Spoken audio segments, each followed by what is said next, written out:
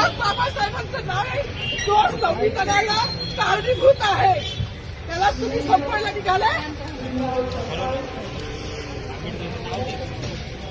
पालकमंत्र्यांची फार मोठी चूक आहे मॅडम, माफी मागणार नाही, पण पालकमंत्र्यांची सुपत्रात घ्यावी.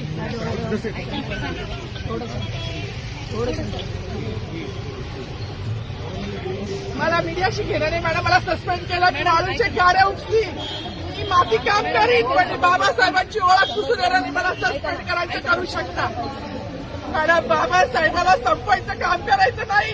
26 जानेवारी 15 ऑगस्ट मध्ये मी नाही मानत, पण लोकशाही मॅडम तुम्ही सुद्धा संविधानामुळे आहात, पालकमंत्री सुद्धा पालकमंत्री संविधानामुळे आहे.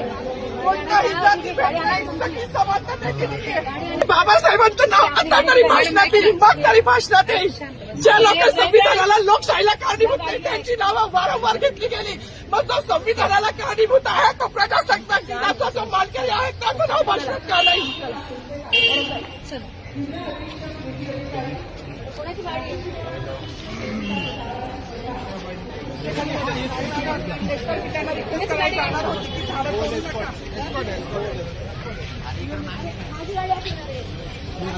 थोडी